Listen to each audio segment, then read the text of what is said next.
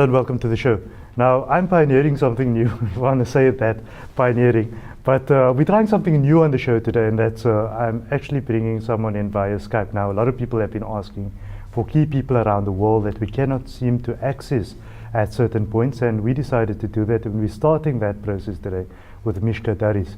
Now, everyone knows Mishka Daries was part of the VOC team as program manager, and we all know her voice for a long time. But I recently found out that she's sitting in Turkey. Mishka, welcome to the show. It's a pleasure. Thank you, Faizal. Now, I know that the funny thing is that we tend to not see each other in Cape Town, but now the other day I went onto social media and I made contact with you, and I saw that you're sitting all the way in Turkey. Correct. So how did all of that happen? I've been here for about 3.5 months now already. I basically took up a job offer at TRT World, and I'm part of the online digital team. So it's been an amazing experience to move from a community radio station to an international one. But absolutely awesome. Of course, but I suppose Turkey is by no default for you. I mean, it's a country that is rich in Islamic history. Lots of things that happened down there back in the day has defined certain aspects as the way that we see it today. Tell us a bit about that before we go into what you're really doing down there. I think in high school years, I was given a project, and one of the projects was, to explore the history of the Ottoman Empire. So I did some research back then already, and on my to-do list was always to go and visit the Blue Mosque and the Topkapi Palace and, the Hagia Sophia. So when I came to Turkey, that is the one thing that I still continue to do. It helps that I've got a press card, which allows me free access into these places as well instead of paying. So I'm going to call that being sneaky. So basically, we able to, or I'm at least able to go and refresh myself and breathe in the history, the rich history of the Ottoman Empire, of I think the most grandest of the empires to be alive, per se, Islamic empires, that is. So I've been to the Blue Mosque, which I can't remember the years exactly, but all those pictures up on my Facebook page. And the Hagia Sophia, though, for me has been the most fascinating of them all, in the sense that when I go there, you're able to see Christian, Byzantine, the period where it was used as a church, combined with a masjid when the Ottoman Empire took over. So you'll actually see discs, hanging up, huge discs hanging up on the walls that says Allah, Muhammad sallallahu alaihi wasallam, Abu Bakr, Umar. All of those names are up on those discs. And then you go to another level of the mosque, and you can actually see Mary alayhi salam and Jesus alayhi salam depicted as mosaics on the walls. So really that connectedness, that intertwining of Christianity and Islam into one area has been absolutely amazing. Of course, it sounds interesting. For me, when you were speaking, my mind sort of went somewhere, and that was, do you sort of get that sense that you're stepping back into time and you're actually standing in a place where it all happened, and you see the architecture and you feel it, and you let your imagination run away with that? That is exactly what happens to me. So I end up, while I'm in the area itself, going onto the internet and looking at events and things that happened that was recorded during those time periods. I've actually just been recommended an absolutely fantastic book called Osman's Dream, which takes you back to the rise of the Ottoman Empire, and it's how they've managed to conquer 3 continents basically. And I'm going through that book, and I've realized maybe I need to revisit these sites, because now you see it from a different perspective completely. I think one of the most fascinating for me was going to the Topkapi Palace, and there was a door there that I could touch and feel and everything. And the historical value is that it was created in the 2nd century CE. So, being able to literally feel history, really, I cannot, I think it's absolutely riveting to even think about it. And what's interesting to me is you mentioned the word perspective, and getting a different perspective on things. And I think that's maybe something that I want to just expound on a little bit. And that is Cape Town. You go out there, and at the moment, you go out as a woman in media, program manager of Voice of the Cape, and we know you for that for many years, and being involved with the radio and that sort of thing. there's a big world out there, and there's a different perspective on things when you start getting out there. With all due respect to living in Cape Town and being involved with what we do, but you step into another time zone altogether. Tell us a bit about that. That you'd understand only when you experience it. A lot of my posts nowadays have been about, take that step, be brave enough to go and travel. And we know that is actually the call of and the sayings of the Prophet Muhammad sallallahu alaihi wasallam, go and travel far and wide if you can.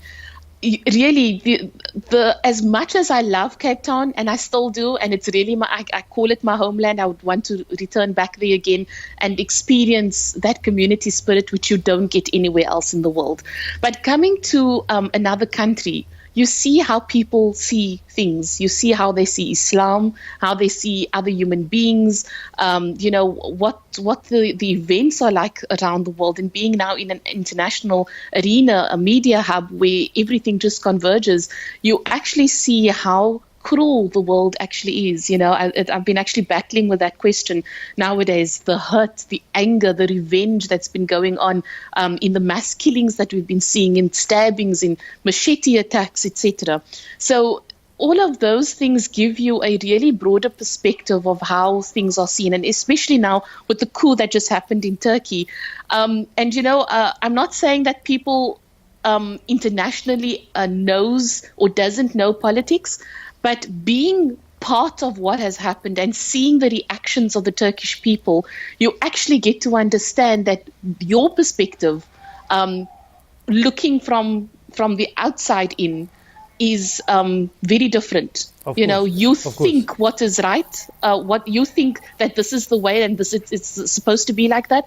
But when you are actually in the throng of it and in the moment of it, you actually realize, but that's actually not what the people want. 100%. So we have a situation, and and especially you from a media point of view, you deal with the news, for example, back home in Cape Town, and you're dealing with aspects, but dealing with it, reading it, editing it, and putting it out there to the balance of the public might be a vastly different experience to what you're seeing right now. It's actually walking into the very story that you normally report on. So that is absolutely different. And then I found out that you were in the middle of the coup, and I thought, okay, Mishka can't be responsible for it, but I wonder what the role she's playing in there. But so you want to tell us a bit about that, because I want to reserve part of this interview, and especially after the ad break, not to Turkey, but to you and your family and how they're dealing with all of that. So I don't want to go there right now. So let's talk about the coup itself. What happened? Were you running around? Were you one of those people that were, I don't know what we just saw a lot of things on TV. So where were you in all of that? You did see a lot of things, and obviously social media exacerbated, a lot of what happened as well. I was at the function. Yes, what happened was I was at the function, and Sheikh Riyad Fattar phones me, and he says, "What are you doing at the function?" So I said, "But I'm at the function. Why, what's going on?" And he said, "But don't you know what's going on in Turkey and stuff? You can't be sitting at the function." and stuff. Like, what am I supposed to do? You know what I'm saying? Yeah. I think it came as a surprise for many people, yes, including us as journalists as well, because we didn't get a hint of something was in the working or in the making per se. So I was luckily at home that day, thank God. If it happened the week later, I would have been working in the offices one step back. When the soldiers came in. Yeah. One step back. The day before, the week before, 10 minutes before, everything was normal. Everything was normal day. It was an absolutely normal day.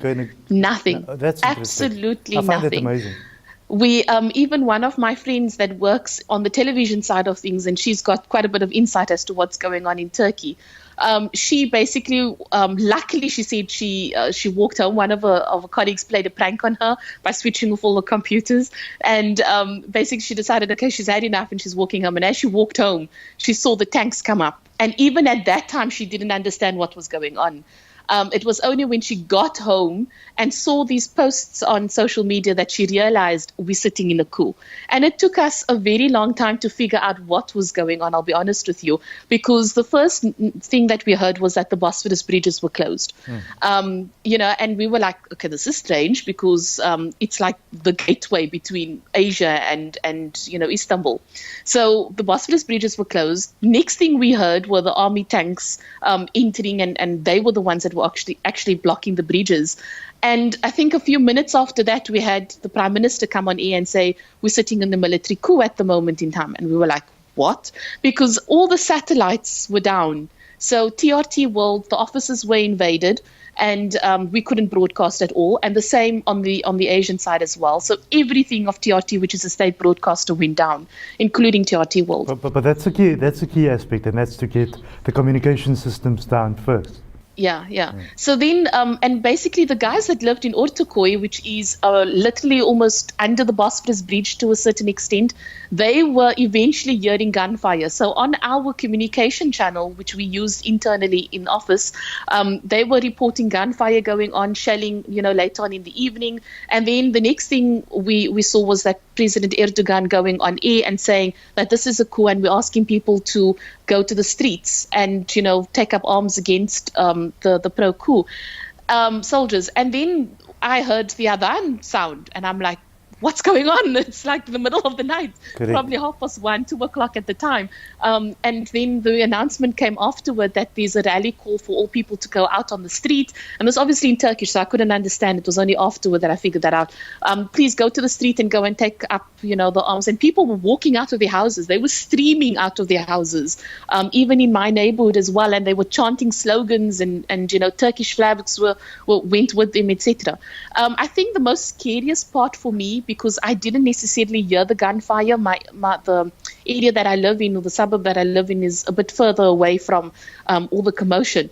So when I heard the sonic boom, and the jets fly over, I thought, at the time I didn't know it was a sonic boom. I thought it was an explosion because we were getting reports that the parliament was being bombed in Ankara. Yeah. So and all your life you were bombarded with these images of things happening in the Middle East with bombs flying and stuff like that. Did that not start hitting you in a very hard way?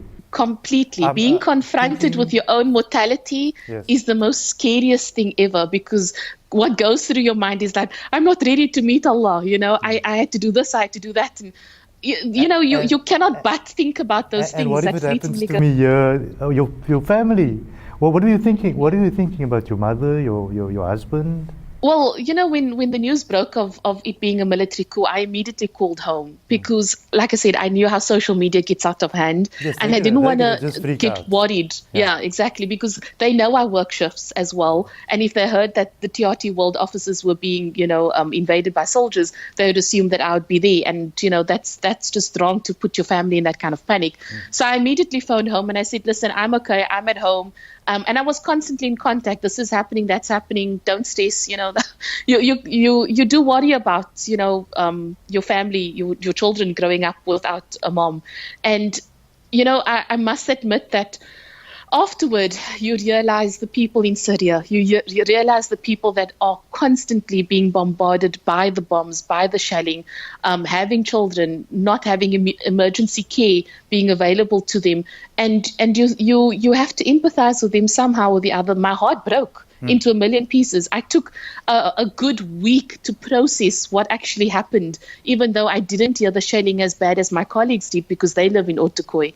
So getting over that kind of a scenario where you didn't experience that before, because I was born post the apartheid times, where of all the raids and all of those things. So my earliest memory of apartheid was 1990 when when Nelson Mandela was released from prison. Yes. So it was really my first experience. It was crazy. I like I said, I struggled to process the info and what happened afterward, and the fact that we had reports almost that Erdogan died because they assumed his hotel was bombed, and then we assumed that he was in the hotel at the time. And so there were conflicting reports on a lot of things that were going on. Exactly, and we knew that had Erdogan or had the government not, won this coup attempt, I think our country would be in bloodbath at the moment. I'll be honest with you. It's interesting that you say that, and just going back to one of the other dynamics that you mentioned earlier on. What I find very interesting is the fact that, okay, let me relate a story through this. So recently Rania Awad was here, and she's a Palestinian activist and Christian Palestinian living in Palestine, and she's been up and down to South Africa. I think you might know her story. And she related some incidences to me where Palestinians have a fear of, if your cell phone falls on the floor, to pick that up because somebody might be standing by thinking that you might be picking up a gun. And that might force a certain type of response from the other party. But just putting that in perspective with what you are saying, I find it interesting that you are probably, amongst most people back here in South Africa, more exposed to certain things now in this one very incident that happened to you, and your mind is probably opened up 1,000,000 times. Very much so, really. And seeing comments on Facebook of people assuming this, that, and the other, and conspiracy theories going around, it's something that, in a sense, goes against the journalism instinct of being unbiased in everything that you do, and needing facts. Like, it's all good to come up with conspiracy theories, but you need facts to back it up.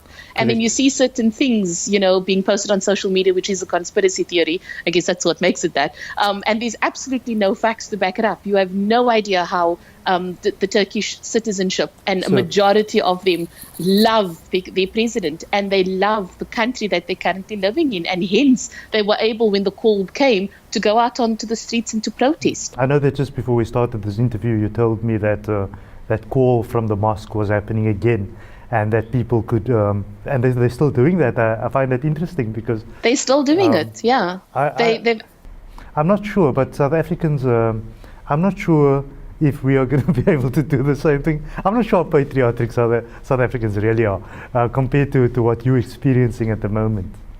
I think someone actually posted on my page that lived through the apartheid times.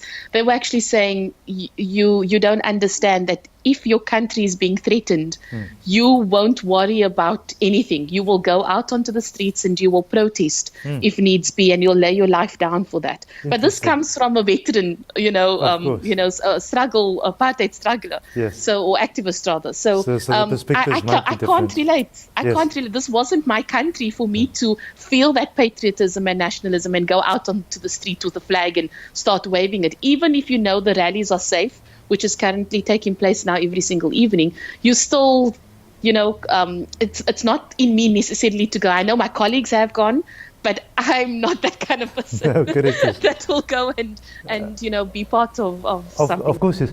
And so you never got the call from your mother and your husband back home, and that is, get on the next plane right now and find yourself out. That must have happened, really. It did happen. It did happen. When I told my husband, there's a military coup happening, he's like, get on the flight now. Yes. And I'm like, well, I can't. Istanbul airport is closed. Yes, correct. And there's no trains and buses to South Africa. There's absolutely nothing. Mishka, we're going to take a quick break. When we come back, I want to talk about your family and what their thoughts are now that you're away. Mishka Daries is coming to us from Turkey via Skype, and she's talking to us about her career on that side, her career move from the Voice of the Cape, working for a national broadcaster now in Turkey, and some of the challenges that she's experienced through the recent coup, as you heard. We'll be back with you right after the break.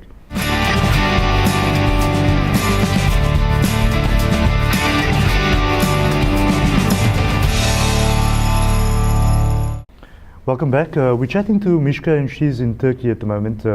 Like we just mentioned, she's been going through the coup, and she's on that side doing some work in the media space. She's come from Voice of the Cape as program manager. I know that Mishka and a couple of friends are also doing some social responsibility aspects that we also want to talk about in this last few minutes.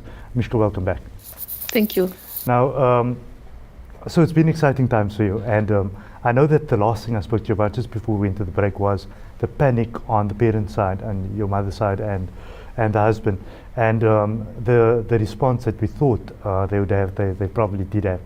But thinking about all of that, doesn't that open up something else in your mind, that you are on the other side of the world? And I firmly believe that you should be on that side of the world and should experience life and come back and enrich our community with what you've learned on that side. That's what it's about. If we can't all go there, at least Mishka has gone there and she's seen it and she's able to put that back into society some way or the other. But with all of that being said, and with a brave face and doing it out there, you're alone out there and they're sitting out the side. How do you feel about that? It wasn't an easy decision. It was a decision taken over about 2 weeks or so, asking Allah for guidance. I made a lot of Salatul Istihara. I made lots of consultations with the family, with my husband, of course, with my mom, them all. And our decision was that let's do this. It's an amazing opportunity. Not everybody gets the opportunity to go from community radio into an international arena such as TRT World. And I couldn't say no to that opportunity. But at the same time, home is home. You can't necessarily uproot. Correct. What were your first moments when you got there and you just landed there and you realized, hey, all of these guys are back home. I'm really here. You miss them when you go to, especially on the sightseeing visits. Not necessarily when I'm working, because I do crazy shifts at times of 10-hour work days per se. But, and you're grateful that they're not with you at that time. But when it comes to visiting Turkey and experiencing Turkey, that's when you miss them most. You think, my husband Walid wouldn't like that. Yeah, but it can't. It just can't. It doesn't replace that. Yes, it doesn't correct. replace the feeling. Yeah, Yes. yeah. So obviously I miss them. I speak to them regularly via Skype. So Skype is not a new thing for me. We at least do Skype every second day, and I do a WhatsApp call chat with them every day. So at least they know I'm here. And my son, who's 1.5 years old, he also, he nowadays picks up the phone and says, "Mommy, hello." Random. That's very brave of you at 1.5 years old to make that move. Faisal, what I realized and what I keep telling my children is that if I don't do this and pursue my dream and be brave about it and go into the world, how are you going to take that example from me one day? Correct. It's no use mommy's telling you, go and pursue your dreams. If you have this opportunity, go and grab it with both hands. Yet mommy sits and regrets not, having had the opportunity to go to Turkey and be at an international media house. Correct. So I firmly believe that this is my journey and they've got their own journey as well. And I know a lot of people have criticized the move, but to be honest with you, you have not walked in my shoes. And I keep telling people that, you don't have, if you haven't walked in someone else's shoes, you won't understand what is in their mind. I must tell you something. This criticism aspect that you're talking about when people make certain decisions in their own lives that affect their own journeys. I say that many people that sit around on the side, on the fences, simply cannot do and won't do and don't have the guts to do what you're doing, and therefore they can criticize. I must be honest with you. That's the journey that they have to overcome. If they feel that they're not able to, they prefer their comfort zone, then they've got to ask themselves why. Something must have happened in their past that either a belief within them that has told them that you can't go further than this, or you cannot pursue this dream, or you cannot pursue that dream. Shake off those shackles. Shake off that kind of, of thinking. You have to start believing in yourself and believing who you are and believing that the only way you are going to find out who you really are and become closer to God is if you take up the opportunities that He's given you. And, the opportunity that came to me it was a wow moment, I'll be honest with you. I never thought I would get the job. Even during the interviews, I was like, nah, I'll never move to Turkey, my family, all of those things. Yeah. And then the offer came and I was like, okay. It was slowly settling in. It was slowly settling in, and hence I'm saying, make that istihara, make that communication to Allah. Go quiet within yourself and find out what is Allah telling you. What's that feeling that you get deep down within that tells you, okay, I think you need to pursue this, or don't pursue that, continue with what you're doing, etc. And only then do you really live life. I'm living in joy, Faizal. Honestly, I miss my family. I really do. But at the same time, I am pursuing what I really, really love, and it's with the consent of my husband and with my parents. So I'm not doing this against their wishes. And I think that kind of like puts the emphasis on go and pursue what you really, really feel like you need to pursue. Mishka, I must say that I view you absolutely differently now to previously our coffee chats and me popping around at the Voice of the Cape and stuff like that, because I love that energy. I just think that that energy is transferable to other people watching the show at the moment, and other women out there that feel that they want to do something that is enriching, and you talk about that enriching experience, and that's amazing. Just in brief conclusion, two aspects. Quickly tell us about there's a little initiative that you're running with a friend of yours that I've come to hear about. Tell us a bit about that. Okay, so basically about last year sometime, I was, as you know, the program manager of Voice of the Cape. And that's when I think I really realized that as a manager, you're not only giving workflow to people, you're not telling them this needs to be done at that time, etc. You actually need to be leading them from the front. You've got to be bringing out the best in them. Myself and my friend Lynn Fraser, and she is a mentor and a life coach as well, the two of us have teamed together, and we said, why don't we do this to other leaders? Why don't we, people who really feel that they are, not worth it? You do get people like that they are down, that they can't pursue their dreams, etc.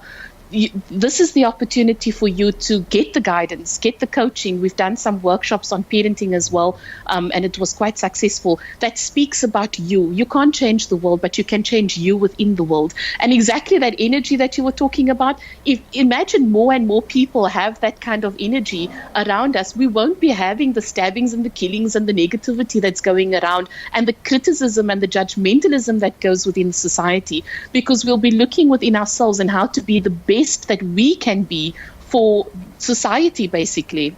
Mishka, so we spoke about a lot of things. We spoke about the coup. We spoke about your experience on that side, the shift to Turkey, the dynamics around that, you as a person, your journey, and a journey of inspiration to effect that change and be who you want to be and be what you want to be. And that's always inspiring to listen when someone has I say the greatest prison that people live in is the prison of what will people say. And I say that the minute you can come out of that prison and be who you want to be, you are free. You're actually free. Your stress levels go down. You're able to smile. And a bomb can fall on your head, whether it be in a coup, it's not going to bother you too much. But be that as it may, I want to give you this opportunity of sending a message to the people of Cape Town and South Africa, the people that you maybe miss, that you may be thinking about now that you were in contact every day. What's your message to them?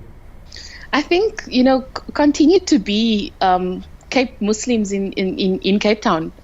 It was only when I came to Turkey and I got bombarded by all these questions from my colleagues that I realized that we are so unique. We follow the Prophet sallallahu alaihi wasallam.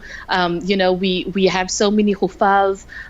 We live in a country that's predominantly non-Muslim, but yet we have so many privileges and rights within that country. It's not being, at the moment, there's no coup against the president. There's no bombs that fall. We don't have to worry about terrorist threats, etc.